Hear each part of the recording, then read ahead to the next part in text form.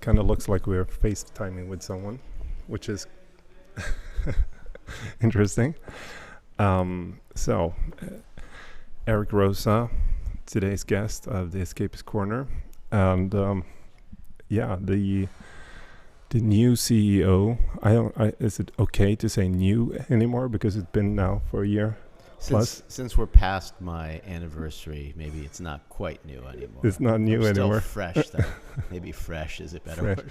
Fresh. Look very fresh. So, Eric, you had a blasting workout this morning. He's been traveling from country to country, seeing hundreds of people, and I'm very honored, first of all, that you took the time to put this into your schedule.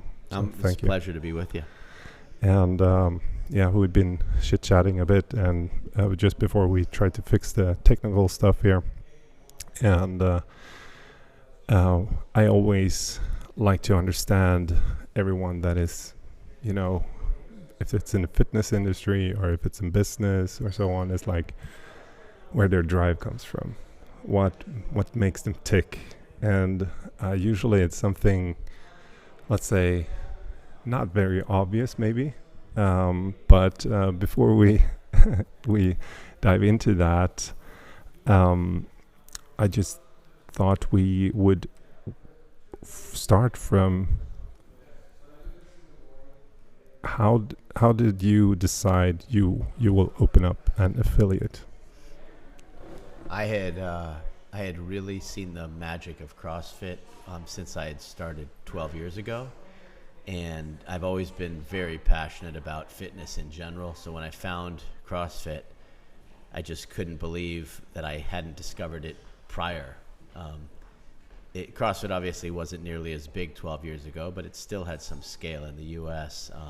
And I was already 40 when I found it. And I just felt like I had been wasting time until then, just not doing real workouts. So I immediately shifted. At the time I was running a lot, and I had injured myself running. So I got really into CrossFit, was introducing it to my friends, talking about it all the time, had actually started people doing CrossFit at my tech company that I was leading at the time, and decided then to open my own box. Yeah, that's a pretty interesting point of view, because most people that open up boxes and affiliates, they do it because they really felt the change that happened. And something I wanted to talk to you about and ask you about, is this let's say connection between being a good leader and being fit, because usually that's very neglected in corporate business. Do you mean leaders neglect fitness, or people who are really into fitness neglect leadership?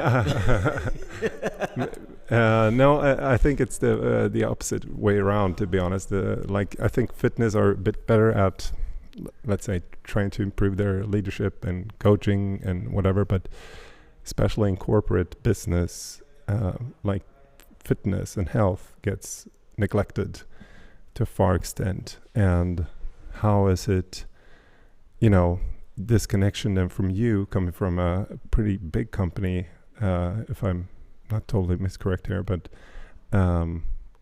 how could you see like that, your health improving, your fitness improving, pour into your then current business? I think there are two things that were important to me as a leader with fitness. One was just personally, I need to feel energized, and I've always felt most energized when I'm taking care of myself with fitness and sleep and social connections, and doing things to replenish my energy. And so I felt like I could show up better as a leader, taking care of myself. The second thing is, as leaders, we set an example for those around us, and maybe more of an example even than we think at times. So if I give myself, let's use the term permission, to work out every day and say this isn't optional when I'm not busy, this is essential, this is the first thing I do is take care of myself, I give permission to others to do that, and then the world becomes a better place. So I show up better at work. I give other people the example. They start doing it. They feel better. They show up better at work. It's a nice virtuous circle. Yeah. So I think it's a competitive advantage for companies, for the leaders to be fit, and for their teams to be fit. Exactly. And I couldn't agree more. How do we get more leaders in big corporations and stuff to actually get their eyes on, I can be, Warren Buffett and still be fit? Yeah. Well, I don't know if anyone can be Warren Buffett. Okay, it's extreme. But we can be the best version of ourselves. Again, I think I'm not someone who believes in long delayed gratification. I believe we need to see payoffs and results. And the beauty of CrossFit is we see results very quickly. And I see my energy level the same day and the next day higher after doing a CrossFit workout. I feel better about myself because I'm taking care of myself. And so I think for leaders, they need to try it, right? Mm-hmm. So many people, as they age, they get in worse shape every year. Mm-hmm. And we always talk about, in the United States, I always think about, if you gain 1 pound every year, right, from the time you're 30 until the time you're 80, you're 50 pounds heavier. And in addition to the forces of aging, you have the forces of being overweight, making you less able to do things functionally. I think when we speak of functional fitness, we're not just talking physically, we're talking mentally as well. And it helps so much with anxiety and depression and PTSD and other things like that. I think it's non-optional. I think it's essential for people to take care of themselves with fitness. And I'm biased, but I believe CrossFit is the best way to do that. And it's important to say, it's not because I'm in my role that I think CrossFit is the best way to do that. The causality is the other way. The reason I'm in my role, the reason I want to spend the rest of my life doing this, is because I already believe CrossFit is the best way. Yeah. No, and I see this so often with, we have in our gym, for example, people that come from tech industry, programmers, we have leaders, we have project managers and so on, and they do these massive leaps in their health and fitness. And, 1 year later, 2 years later, they have like a total shift in their, but like a massive breakthrough in their career and everything. And it's amazing, isn't it amazing? Yeah, that's so amazing. But it's like so hard for us to quantify how, like, the connection, you know? Yeah.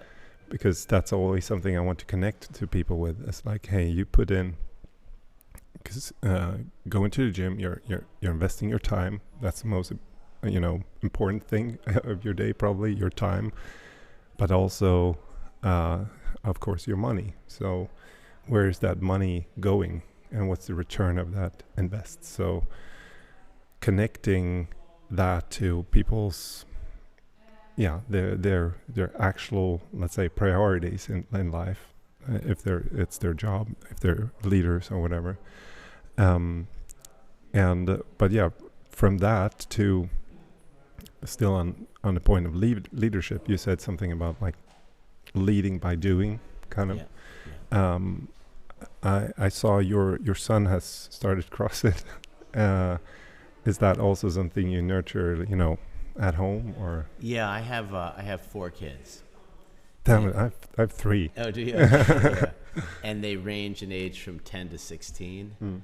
And I think we have to be careful with our kids not to inflict our interests on them. We need to give them their own space and expose them to different things and let them find their own way.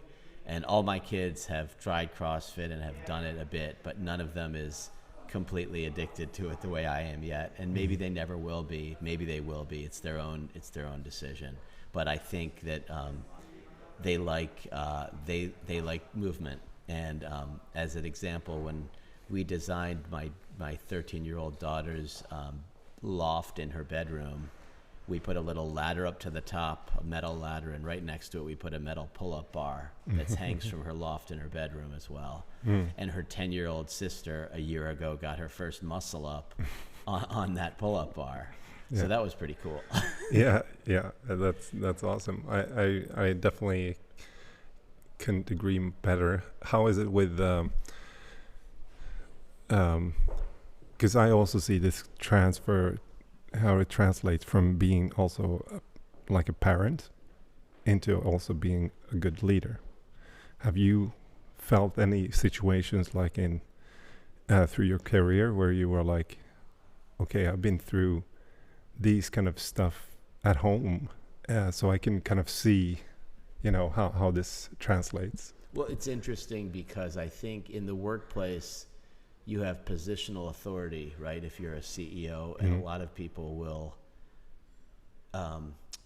give you the benefit of the doubt and follow your direction. With my kids, at least, that doesn't happen so much at home, right? You have to. It's a different kind of leadership, and it's very humbling. Yeah. They need more space.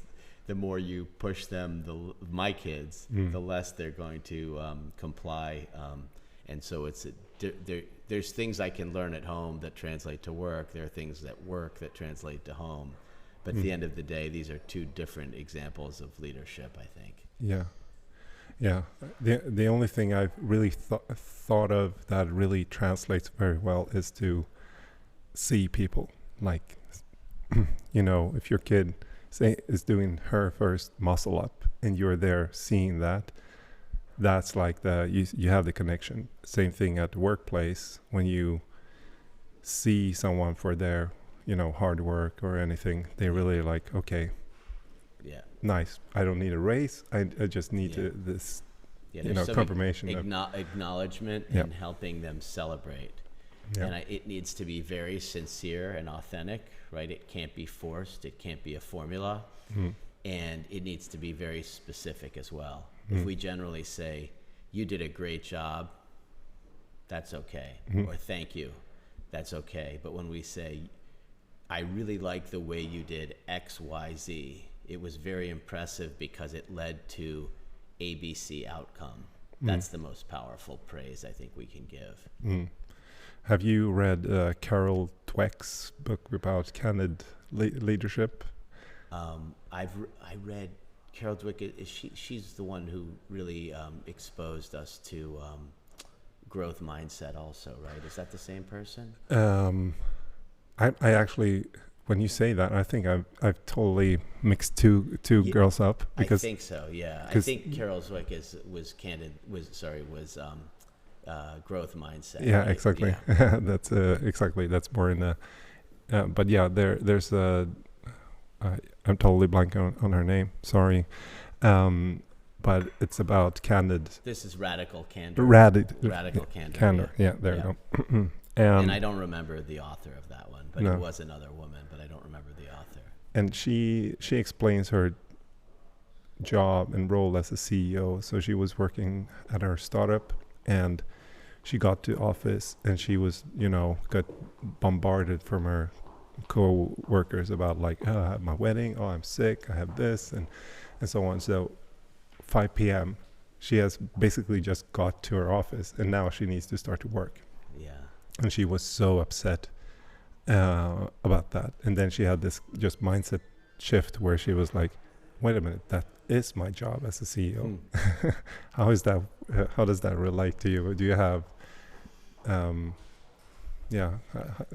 explain how is like a typical role for you now? Well, I do think that part of our job as a leader is to empathize and to be there for people personally if they need it. So I've always tried to show people that I really care about them personally. At the same time, I need to it's my job to do some protecting of my energy and of my time. And if everyone is pushing their problems at you, professional or personal, it can be very depleting if we're attached to the outcomes and we feel like our job is to solve things. A lot of leaders, and this has certainly been my case, we get our identity from problem solving. And so the temptation is to start to solve everyone's problems, personal or professional. And that's not what people want most of the time, right? They want you to listen and be there for them and give them space to solve their own problems, and you can kind of challenge them. But I would say that's been a hard thing for me on my leadership journey, because I do like to get right to solutions. Okay, what are we going to do? Here's a good idea for you. And I think the more we can evolve as a leader, the more we will hold back and again, create space for the person, show that we care, but keep some detachment from the problem. That's their problem. It's not your problem. And the same with time, as you mentioned. We can't spend the whole day taking in problems, because it can deplete your energy and you have no time, and the whole time you're not present because you're looking at your watch saying, shit, I gotta get out of here, you know? So, but you touched on a very important point there, and it's kind of prioritizing your time in one sense. But that requires clarity. So it does. How do you keep yourself clear-minded and basically how to keep focused? Because I looked a bit on your resume, and it seems like you're like a octopus in multiple businesses all over. And I totally understand that you're not like in the daily operations of all these businesses, but how do you keep clarity, and how do you stay focused? Well, I tend to go very deep on things while I'm doing them, but I do like having a lot of balls in the air. You know, I get more energy from doing that than only having one or two things going on. But at each time, I try to be very focused. I will tell you that at my best, I'm very focused on saying, today these are the 2 or 3 most important things, and I'm going to push through them. When I'm not at my best, which also happens a good amount of the time, then I'm just kind of I'm letting other people set my agenda for me, and I'm clearing my email box and clearing my texts and hearing people's problems and jumping around. But at my best, it's much more, we need to get done this today. So for example, with CrossFit, when we were launching CrossFit affiliate programming, I was very focused on that. And I knew that was something that affiliates needed. I knew it was something that coaches needed. It would be good for the community.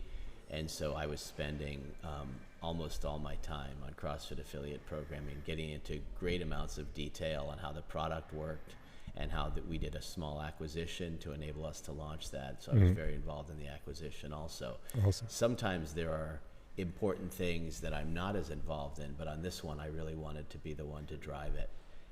And I think I was at my best then in terms of giving it a lot of focus, but not every day is like that. Yeah. Yeah, I mean, you've been definitely having a lot of balls in the air since you took this role. But take me back. Who was Eric at 15? Where were you? You know, I think I had a little bit of a chip on my shoulder.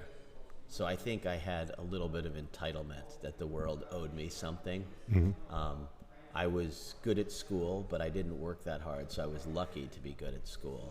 I don't feel like I worked that hard. I got, at the age of 13, I started playing the guitar, and I got really into music. So at the age of 15, I was playing the guitar probably 2-3 hours every day and singing.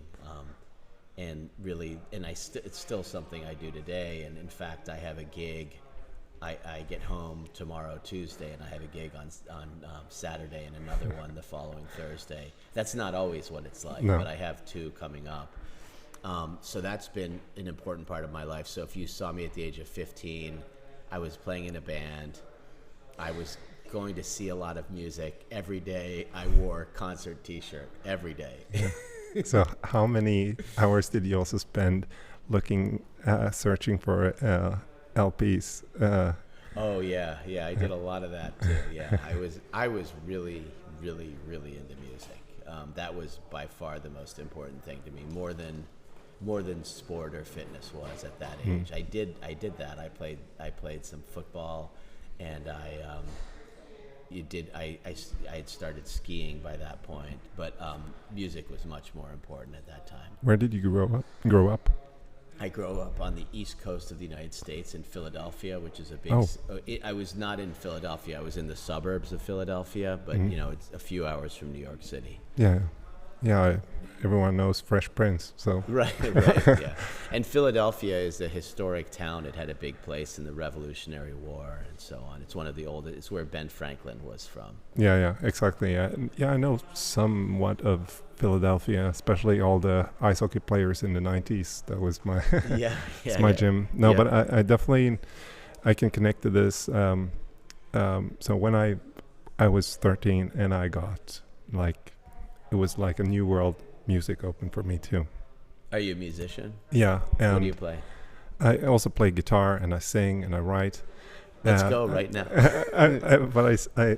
I'm not the best at all, but I also been touring and gigging. That's great. Well, it's kind of like CrossFit.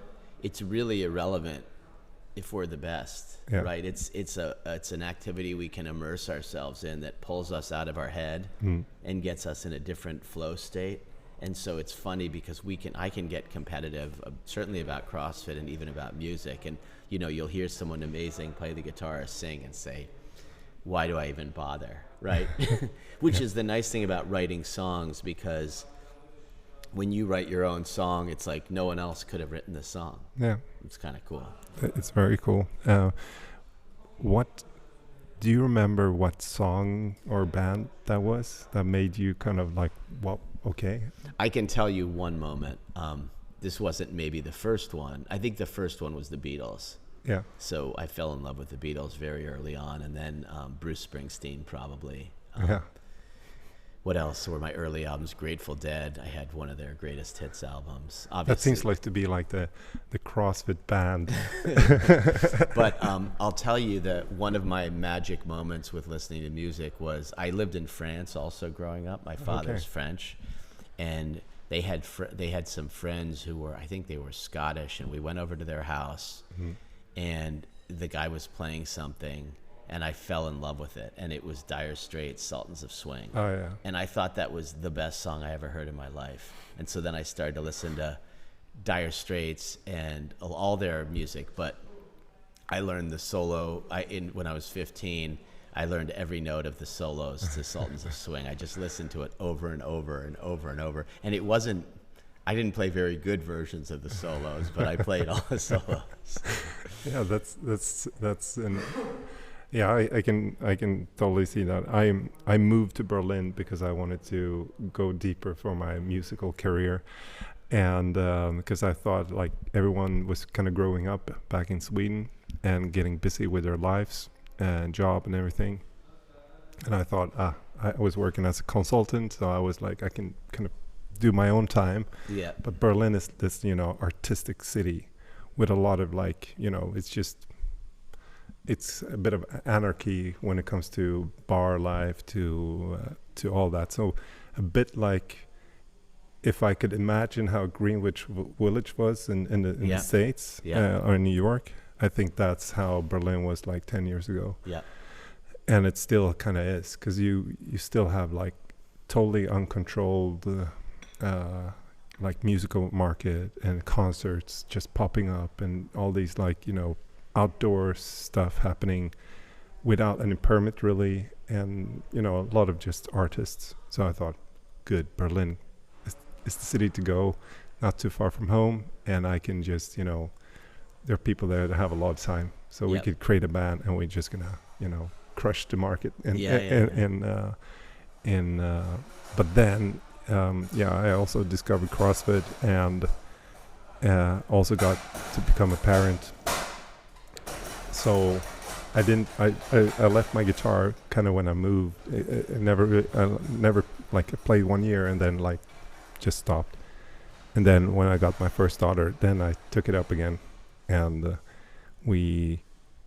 this I think I've developed more in my musical touch, if we say, since I got my kids. Yeah. So I don't know if you have that where you it's the same thing as with CrossFit. You can't force the kids to play music, Right. Yeah. but just having that ambience of like, hey, dad can play the guitar and gladly sing for you. I hope that kind of, I don't know, attaches to them Yeah. some way. Yeah. And have you, how has it been for you? Have you had like bigger breaks in your musical? I have. Yeah. I when I started to have kids, and I have 4 kids, I had a pretty big break, certainly a big break in gigging, but even playing much less, writing songs much less, but I would try to play for my kids, and I would write some silly songs for them, right? Those are the best. Yeah, and my oldest son in particular, and my younger son, not the girls as much, but they used to really like to sing with me. And it wouldn't always be the songs you would think, but some song would catch their attention and they would want to sing with me. That doesn't happen as much anymore. Yeah. But it makes me very happy when it happens. But as they got older, then I came back into playing externally. And I was divorced or separated 3 years ago, and then divorced soon after that. And that really opened up playing for me as well, because the kids were with me half the time, very focused on them. And then the other half, I had a lot of space to play music. And so that opened up new songwriting. I go through long gaps with no songwriting, sometimes years. And I think I'm never going to write a song again. I'm done. It's empty. There's nothing left. And then some magic happens, and I start to write again. But it's, I also see these similarities with CrossFit where, like, let's say you have a workout and kind of you have all these problems going on, and especially as a leader, you have, let's say, bigger problems you need to solve and are tiny, whatever, but you go to the gym and those problems disappear. You come back to work, boom, you have new ideas. Yeah. And how to solve them. And so it's like a catalyst of Right. Yeah. for that idea creation and so on. And music has the same capacity for like mental, let's say, clarity too, right? So It does. you have all these things, and especially I don't know, I have this hypothesis that the most let's say sad people are probably the ones that made the best songs, in one sense, because they have something like really needs to get out. Yeah, I think there's a sensitivity that's there. I think where to be, when I'm at my best as a musician, I'm tuning into something that other people aren't tuning into. It might be emotion, it might be something, it might be a feeling in my body, but there's something going on that maybe even for me, I don't usually notice. And so I think that's true for people who create any form of art, that there's maybe more sensitivity there. And I've always been, sensitive in that way, I guess, where I feel things I think that other people don't feel. And I do think also that playing music or writing music is one of the best ways for me to get into a flow state. And that's true with CrossFit too, kind of as you said. And I do think those flow states translate because they translate to better success at business and better success with personal relationships, because it gets you out of your head and all the bullshit noise in your head, Yeah. Yeah, exactly. So it comes down to, it creates you this mind space for suddenly you get a bit more clarity. And I wanted to kind of hook back on the things kind of we talked at the beginning, and it's this like, what could, because you've been in the tech industry also for such a long time, so you have very good insight into how that is. What things could like CrossFit learn from tech companies, and what could tech companies learn from CrossFit? I think that CrossFit can learn from tech companies the importance of innovation, while like we talk about with CrossFit, we innovate while maintaining the methodology. And I think that's what we've tried to do. And so in the tech world, if you stagnate and don't innovate, you die because your competitors do that. So I think that's what CrossFit can learn, is we can continue to get better and innovate at what we do and find. And I think the other thing, obviously, with technology is scalability and thinking, how can we grow? I think it's very important to keep growing. So I think that's number two. I had a third one. I think the other one is CrossFit always talks about outcomes, and we see outcomes, but I don't think we measure outcomes very well in CrossFit. And I think the importance of data and analytics to measure outcomes is very important, and it can persuade others also to come. Some people are persuaded with emotional arguments, and some people are persuaded more with analytical arguments. Yeah. And so it's important for us with CrossFit to do both. I think in terms of the other direction, I think what tech can learn from CrossFit is the importance of personal connection. If I had to pick one thing, that would be it. And so much of tech is trying to create an abstraction layer and use technology as a substitute for human connection, or a way to connect with more people. So it scales the number of connections, but it weakens the quality of those connections. And I think with CrossFit, the way we build community, if we compare CrossFit to a social network, is completely different, and it's much, much stronger, and it's much more energizing. And when I first discovered CrossFit 12 years ago, I said, and I worked a lot with the social networks in my job, but I was never a big user of social networks. And I didn't find that it brought out the best in me to use social networks. I'm always looking at how many people liked my post. It's so stupid, right? Yeah. But I can't help it. I'm human, right? Yeah. And with CrossFit, the first time I did, I said, this is the real social network, right? It's connecting this community and real people seeing and touching each other. So I think that's what tech can learn from CrossFit more than anything else. Yeah, you touched on something interesting. You said some people are emotionally interested, and some people are more by the data. Yeah. And do you know who Jordan Peterson is? I love Jordan Peterson. Yeah, cool. Yeah. Sounds like we have the same reading list. It sounds like it. No, I spent a lot of time through his material, but something it taught me, because I always see like, what can I learn from this industry or from that? And I worked a lot with hotels, so what can CrossFit gyms learn from the service, mindness, and everything from hotels? That's a great one. Yeah. But then I stumbled on Jordan Peterson's. It's not his discovery or anything, but it just sums up like, the personality traits that people have. Yeah.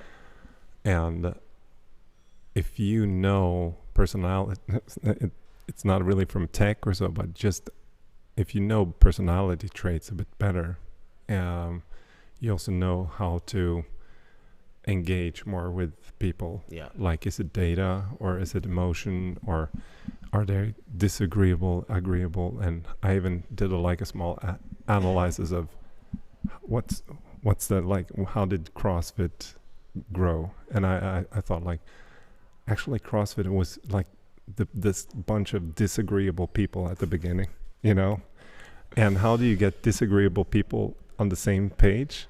It's by saying we against them. So we're this fringe, and we're doing this, and like all these others are kind of our enemies, like figuratively speaking, but that creates this connection. And then I think CrossFit has evolved, so we're not the disagreeable people anymore. Right. I hope not. No, because when we look at our gyms, most of our members are really happy, fun moms and dads. Yep. That's most of the members at the CrossFit gyms today. And of course we see like the extremities, like the Tia Claire Toomeys and so on, that are like awesome athletes, but they're not doing, like, they're not a big part of, like, it's not a big number of the members out there Right. in the community. So I think that's something that has, let's say, maybe changed. And I think it was maybe different when CrossFit just started. Maybe it Right. was, it was just this, bunch of people. And then the thing that kind of attracted was this like elite Yeah. fitness. But the crazy thing is that with data, you can actually measure and see how we make someone going from sick to fit. Right. And this sickness and fitness continuum is one of the things that I was blown away about. Well, I think I like what you said about the change in the cultural aspects of CrossFit since the early days. I think there's some truth in that. And I think that part of it was a much smaller group of people doing CrossFit. That's not at all the way that I want to see CrossFit now or going forwards. But I think it's very natural for humans. Humans like to be in tribes, right? And as soon as you get into a tribal mentality, which again it's a natural state for humans, it can then easily become us versus them, and that can strengthen bonds and strengthen cultures. I don't believe it has to work that way. So for me personally, I think I like to look at people's common humanity and say, and Greg Glassman has a great quote, right, where he says, CrossFit's not for everyone, but it's for anyone. And I truly believe that anyone can do CrossFit, and I think I'm not critical of people who don't do CrossFit, because I think people who don't do CrossFit can be future CrossFitters. Yeah. And so I want to treat them well, and then when they're ready, they'll come to us. Yeah. Well, I think this tribalism, I think there's something good and bad from it. Yeah. So, but what CrossFit has showed us much more than maybe other sports is there any other sport where the athletes back each other up so much, and affiliates even, Yeah. And I would say no. Like, we have these, like, say we have competitions, we have those things going, and you have these athletes on the floor, and you have like a full community behind them. There's no like, no, I'm just for the Americans, or I'm only for the Swedes or whatever. No, it's very like, that was an awesome achievement, and we can really acknowledge that, right? Yeah. I mean, CrossFit has already become not just the biggest fitness brand and chain in the world, but one of the most global sports in the world. CrossFit's, I'm sure, in the top 10 of most global sports now. And you're absolutely right that now we have things in common with people in the Middle East that we don't even know, right? And CrossFit is happening in Saudi Arabia, and it's happening in Abu Dhabi, and it's happening in Dubai. And so that makes the world a little bit smaller, and it starts to change the tribalism of us versus them of different cultures, which is really nice. Yeah. I think one aspect of it is the health part of it, like the fitness makes you healthy. Yeah. And I have to go back to Jordan Peterson again, but there are clear studies saying that the healthier people are, the more open they are. So healthier, happier people are much more open to new ideas. Right. And the more disease you have, the more conservative It closes you. it closes you down. And Because you're moving down Maslow's hierarchy of needs, right? Where you're just trying to survive instead of thriving, I think. And that's usually where all these, if you want to look from a societal point of view, is like, that's where you see the cultures of retracting, being afraid of other cultures, or so on. But so I don't know. This is my hypothesis. We make people more open. We make more people more happy. Yeah. I want to. I think we're kind of out of time. I could keep on talking for hours here, but again, I'm super happy for you taking your time today. You have a busy schedule, and we're going to move on to the other stuff today. Do we have any final words from you? Have we missed anything? I know we haven't talked so much about like what's the main plan of CrossFit and so on, but I think I've talked about that a lot. You've talked about that a lot, so I think we don't need to maybe do a deep dive so much of that, but here's what I'd say is I think we have a big promise to people, and I want us to uphold that promise. And I think the promise is you will get healthier. If you devote yourself to CrossFit, we will help you get healthier. We will help you be happier, and we will help you be higher performing, not just in the gym, but as you said, in your work life as well. And most people who do CrossFit see these things. We've surveyed them now, so we're not just hoping. This is true. Somewhere between 75 and 90% of people find that they tell us that they're happier, they're healthier, they're higher performing as a result of CrossFit. So that's the standard that I look for, and that's the standard of what we need to do. As you're an affiliate owner, I'm an affiliate owner. And the way that we do it is by providing everybody with an excellent experience every day when they come into the gym. It's hard to do. It's very hard to do. But we have the tools, and we need to provide a great workout. We need to connect with members, and that will create a great community. That happens on its own.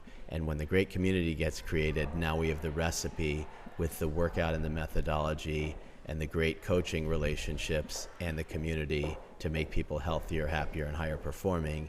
And we'll reach more and more people. And before we know it, 10, 20, 30 years, we've got 100 million people whose lives are changed as a result of CrossFit. And that's an amazing thing to achieve, on this planet during our one chance to be here. I actually have two last questions. That's it. First one, short one. Which book has made the most impact on you, professionally or privately? Like after reading it, you were like, okay, new mindset. There are a lot of books that probably have had a big impact on me. I've enjoyed some books that talk about mindfulness and presence and spirituality separated from religion so that it applies to everyone. And so one book that I really enjoyed was Sam Harris, Waking Up. You read that too? Yeah. We have the same reading list. That's great. Awesome. And then there are there's some other shorter books. There's a Vietnamese Buddhist monk named Thich Nhat Hanh, and he's written some wonderful books. One is called Peace is Every Step. And then there's another one, and that's just short pieces, 1 to 2 pages each, just on everyday life and enjoying everyday life and just being really present for it. There's another similar book called by John Kabat-Zinn called Wherever You Go, There You Are, and that's another amazing book that just helps me be present in my daily life. I heard about that book like 3 or 4 times the last 7 days. Oh, really? I think maybe it's a sign. Time. Yeah, it's time. Yeah, funny the way that works.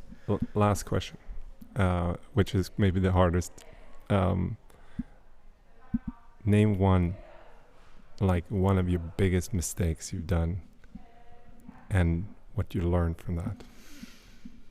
I think a mistake that I've made and maybe continue to make is to identify too much with my professional identity.